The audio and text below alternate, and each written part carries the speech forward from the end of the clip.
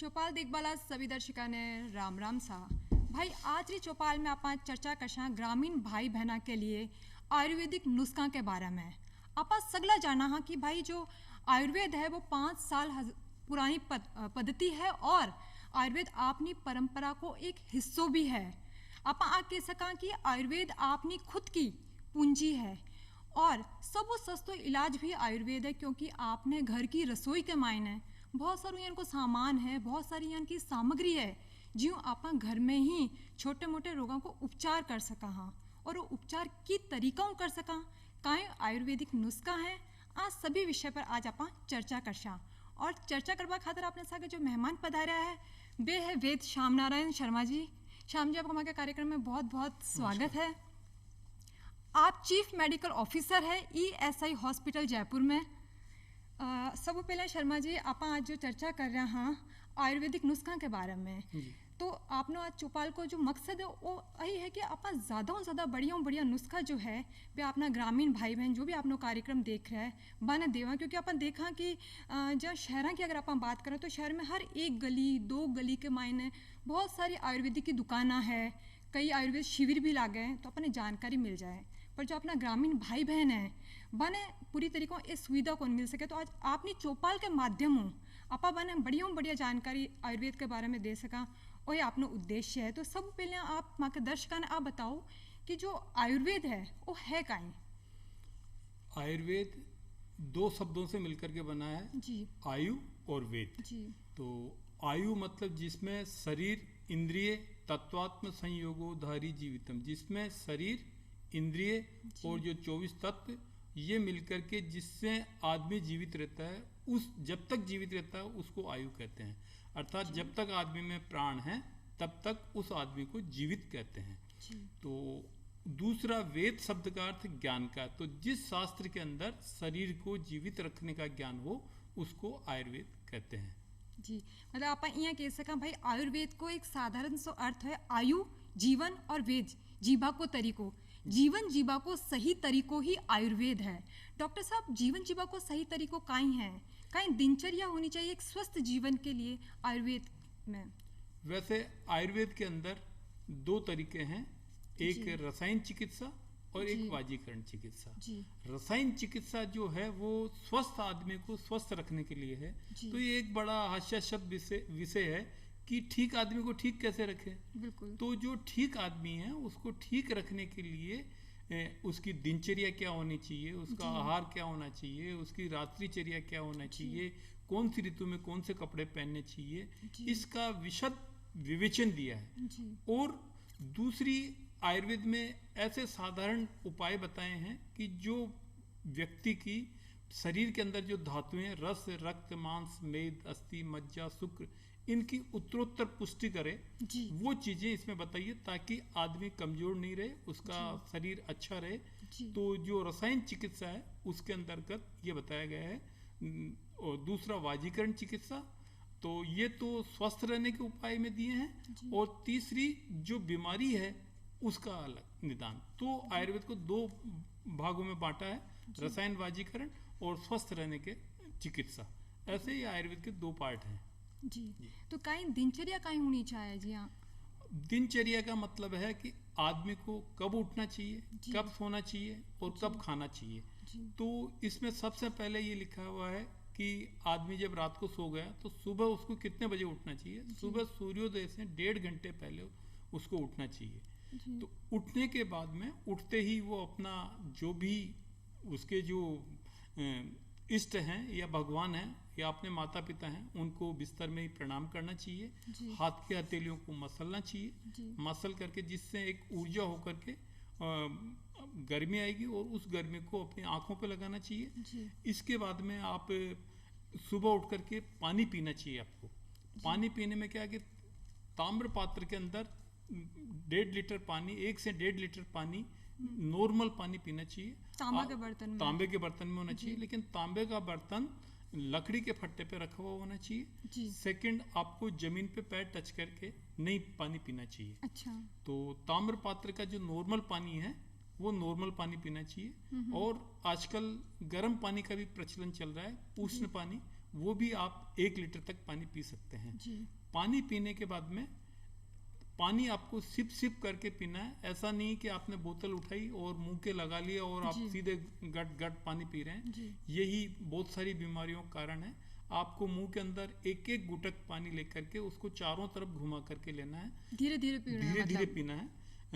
यदि आपने धीरे धीरे पानी पिया तो मुख के अंदर जो स्लाइवा है वो आपके आंतों में जाएगा और पेट में जाएगा, जिससे पेट के अंदर एसिडिटी है वो खार तत्व जाने, स्लाइवा जाने के कारण से एसिड न्यूट्रेट हो जाएगी, वो बदल जाएगी। जी।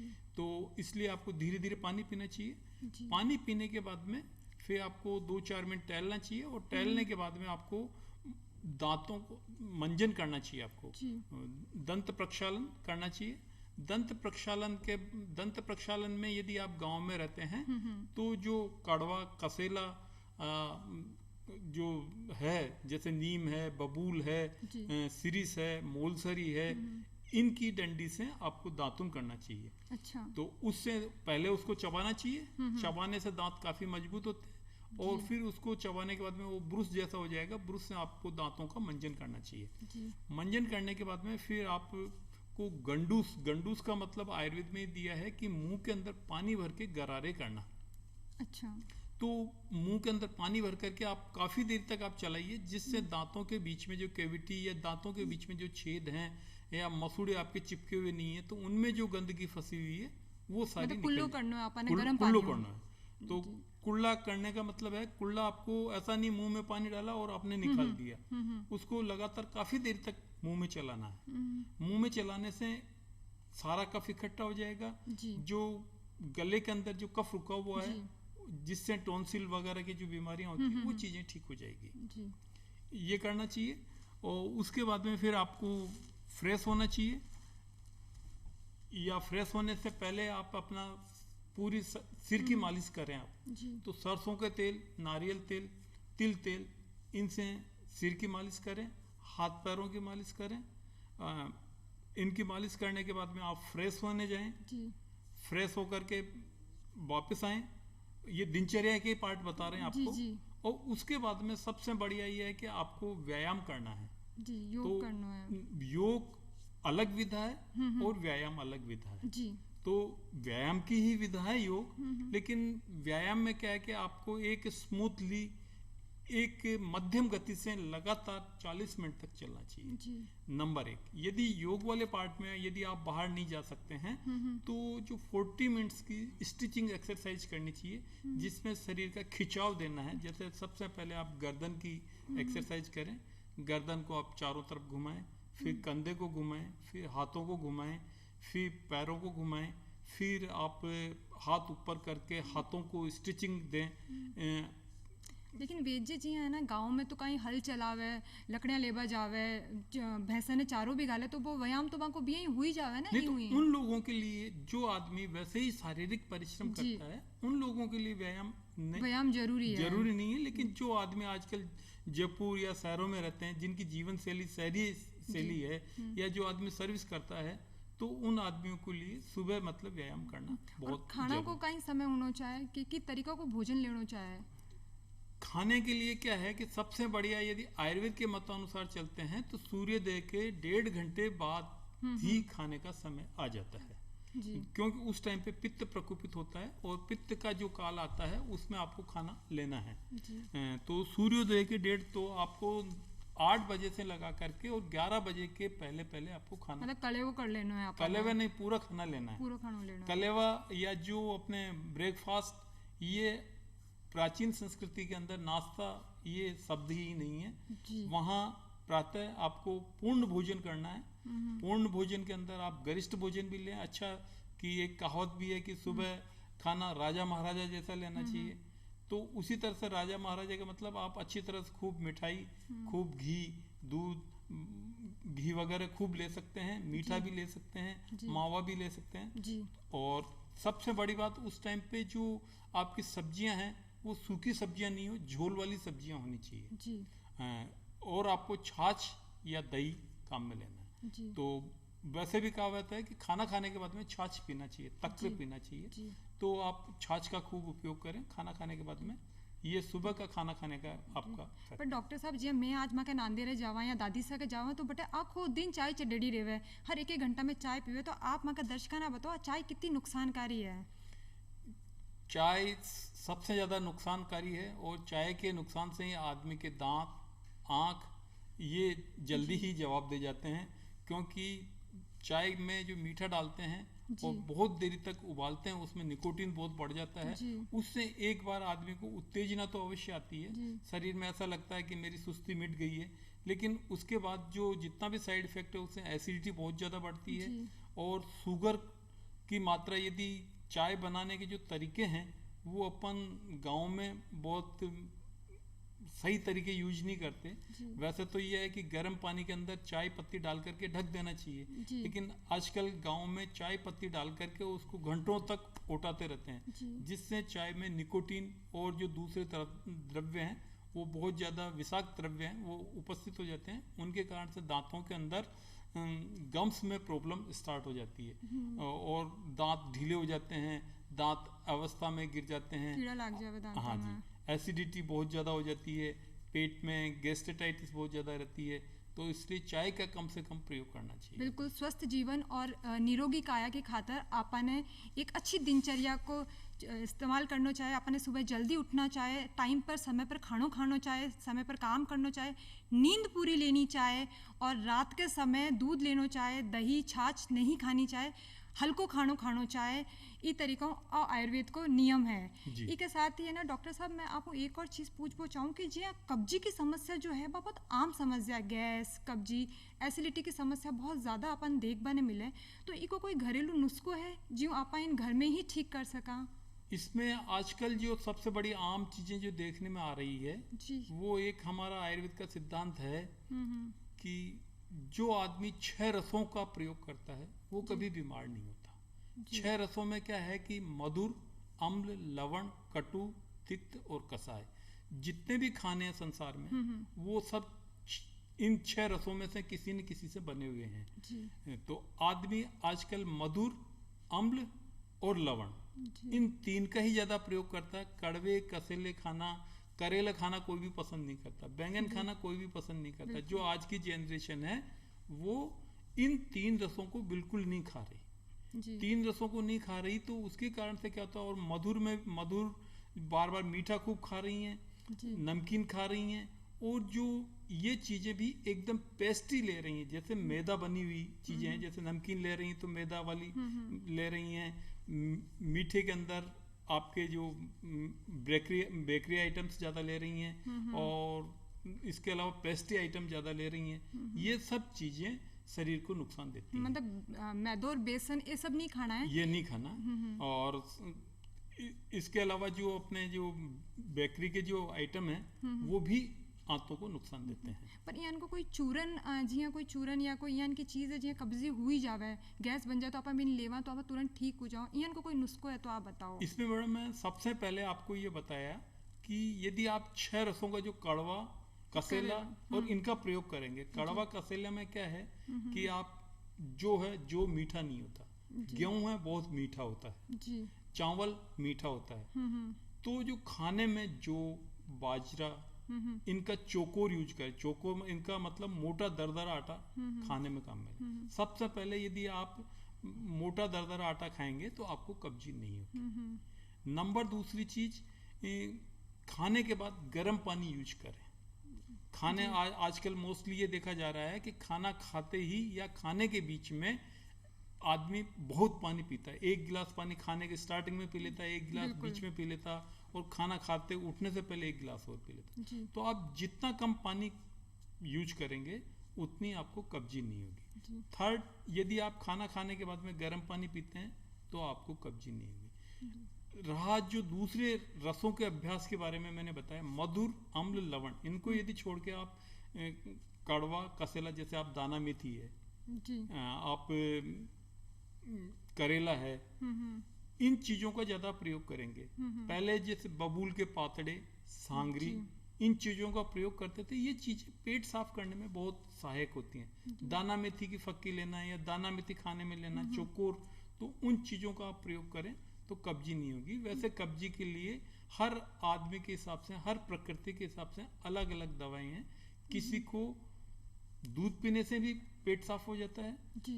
किसी को अच्छा तगड़ा जुलाब जायफल लेने से भी, जमाल घोटा लेने से भी पेट साफ नहीं होता। जी। तो ये सब चीजें उसकी प्रकृति के आधार पर देख करके निर्धारित की जाती है। आप रात को गर्म दूध लें, जी। यदि कब्जी ज्यादा रह रही तो दूध के अंदर घी डाल करके लें 2 चम्मच, तो इनसे कब्जी नहीं रहेगी। वैसे आंवला, जी। आंवले का रस 20 से 40 ml के बीच में लेने से आपको तुरंत आधे घंटे के अंदर पेट साफ हो मतलब जाएगा। आधी चम्मच या 1 चम्मच? 4 चम्मच से 4 चम्मच से 6 चम्मच लेना हाँ पड़ेगा। जी। सूखे आंवला की या फिर जो आप गीले आंवले के, गीले आंवला की? सूखे आंवले का भी पानी ले सकते हैं। जी। उसके लेने के आपको 15 मिनट में आपको पेट साफ हो जाएगा। जी। ऐसे ही हरड़ है, हरड़ का आप उपयोग करें। जी। तो पहले दादी माँ के टाइम पे तो दादी माँ बच्चों को भी कब्जी हो जाती थी तो हरड़ घिस करके देती थी। जी। तो वही चीजें अपन उन्हीं चीजों का प्रयोग करें। हरड़ का जो रस है वो भी कड़वा कसेला है। जी। तो आप जो बाकी के जो दूसरे 3 रस हैं उनका भी यदि आप प्रयोग करेंगे, बराबर 6 रसों का प्रयोग करेंगे, तो आपको कब्जी की समस्या नहीं रहेगी। जी। और डॉक्टर साहब जी अपन देखा छोटे छोटे नवजात शिशु हुए या 1.5 साल का 2 साल का जो टाबर हुए मगर पेट में बहुत आफरू आ जावे और एकदम दर्द उबा लाग जावे, तो भी कोई अपन तुरंत का इलाज कर सका घर में ही? घर के अंदर पहले की तो ये था कि हींग को घोल करके नाभि के ऊपर लगा देते थे, उससे तुरंत उनकी वायु पास हो जाती थी। जी।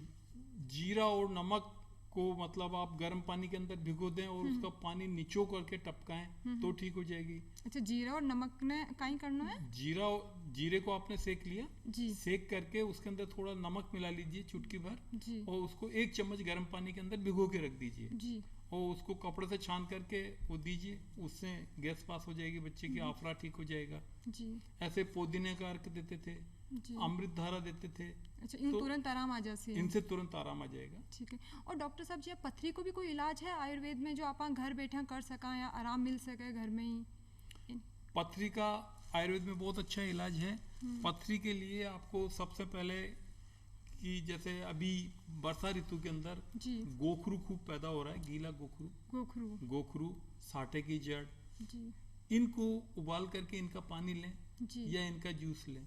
जी। तो ये लगातार 15 दिन तक लें, उससे आपको काफी आराम हो जाएगा, पथरी निकल जाएगी।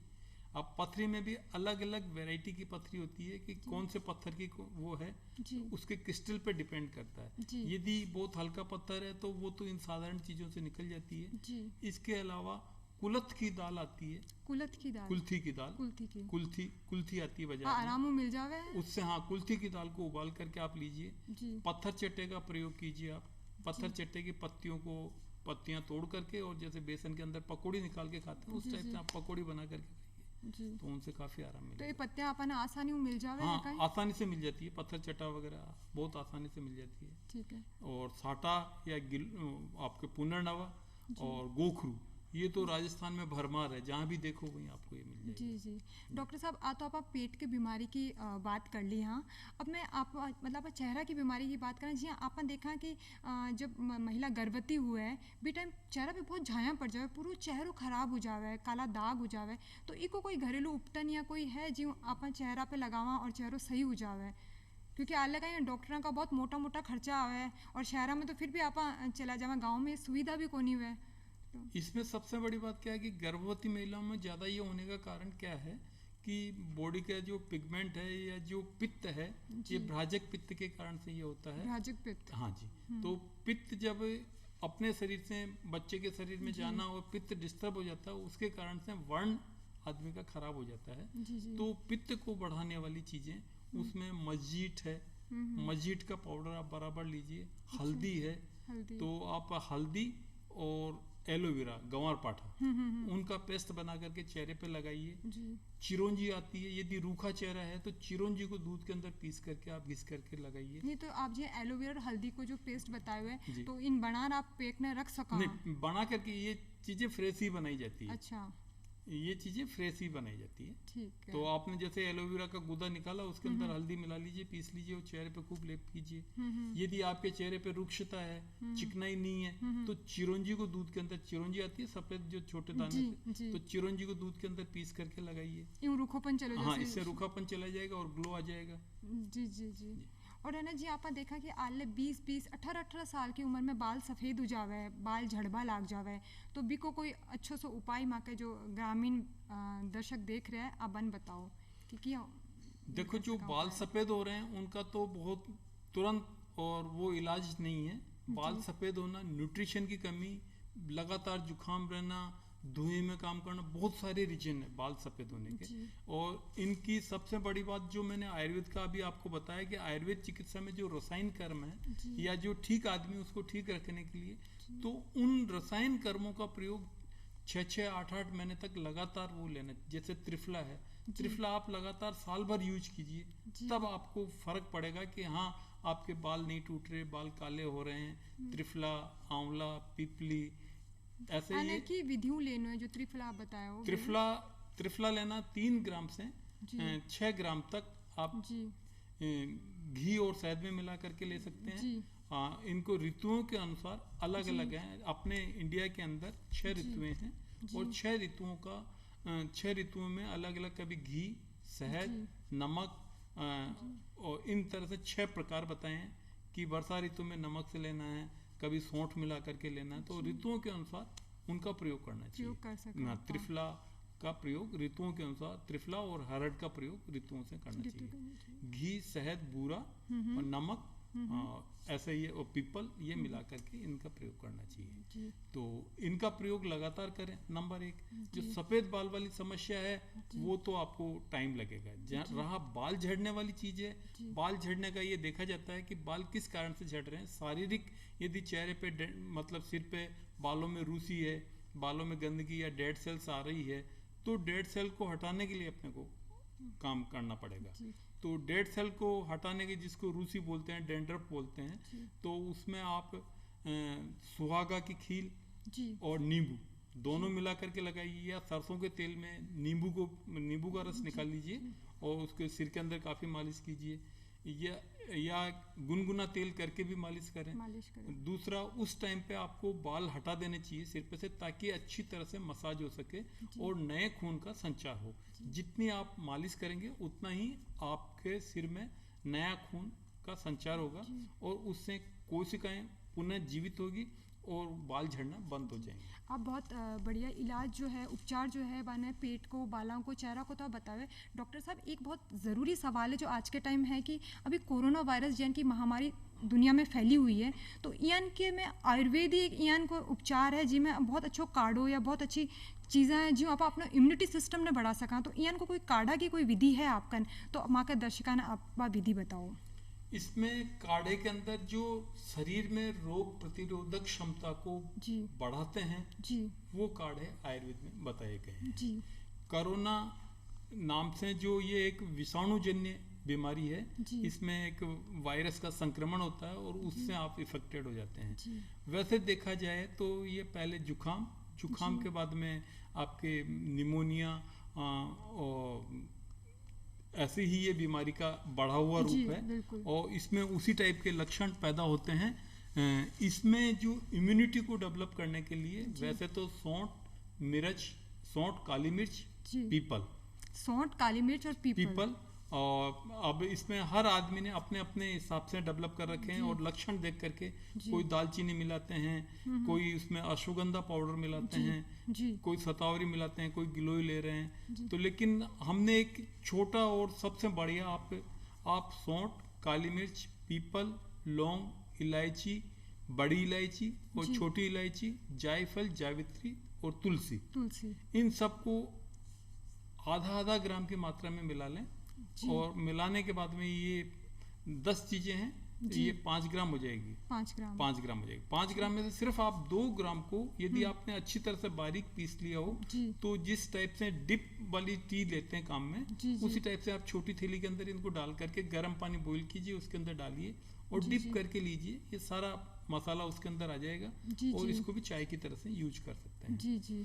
ऐसे ही कुछ आदमी गिलोय का प्रयोग कर रहे हैं। तो गिलोय का 2-3 तरीके से प्रयोग है। जी गिलोय का जो अभी मार्केट में जो एक प्रचलन चल रहा है कि गिलोय के पत्ते डाल दिए, वो डाल दिए, वो सब एक व्यावहारिक चीजें नहीं है। गिलोय की आपको डंडी ही लेनी है, डंडी अंगुली जितनी मोटी हो, जी जी।